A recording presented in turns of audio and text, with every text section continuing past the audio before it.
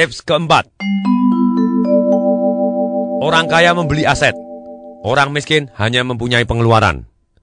Kelas menengah membeli kewajiban yang mereka pikir adalah aset. Orang yang kaya dengan orang yang miskin, dengan orang yang menengah sangat-sangat berbeda pola keuangannya.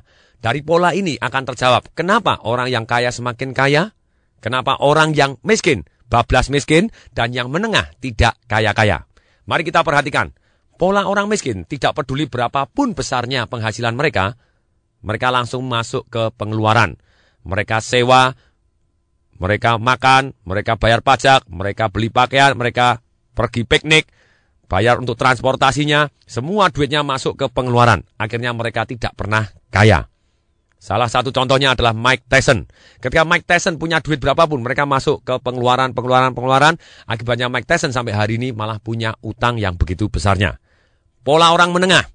Ketika mereka mempunyai penghasilan, mereka sebagian masuk ke pengeluaran dan sebagian besar mereka masuk ke kewajiban. Yaitu masuk apa? Ke cicilan rumah, cicilan mobil, cicilan kartu kredit, cicilan furniture, cicilan ranjang, cicilan komputer. Mereka nyicil terus. Sampai akhirnya mereka pada waktu tua, mereka masih punya utang yang mereka harus lunasin dan tidak pernah lunas. Karena utangnya terus bertambah besar dan bertambah besar. Sedangkan pola orang kaya adalah sangat berbeda. Ketika mereka terima pemasukan, sebagian kecil mereka masuk ke pengeluaran, pajak untuk makan, untuk ceritanya beli pakaian, hiburan. Sebagian besar mereka gulungkan masuk ke dalam satu yang namanya aset. Mereka beli saham, mereka beli rumah-rumah, kemudian dikoskan, disewakan. Mereka ngarang buku, mereka punya royalti, mereka jadi penyanyi atau apapun yang mereka punya royalti. Atau mungkin masuk ke sarang walet, atau mungkin mereka punya bisnis-bisnis yang akhirnya jalan dengan atau tanpa mereka. Jadi tidak peduli berapapun penghasilan kita, bila semua dimasukkan dalam pengeluaran, maka Anda termasuk orang miskin.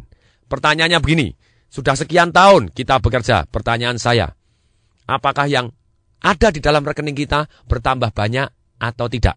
Rata-rata orang mempunyai plafon atau mempunyai satu yang namanya batas imajiner. Entah 10 juta, entah 300 juta, entah 500 juta. Sepanjang tahun berganti, 10 tahun berganti, batas imajinernya tidak pernah tembus. Itu adalah kebiasaan orang miskin. Tapi kebiasaan orang kaya, batas imajinernya dia naik lagi.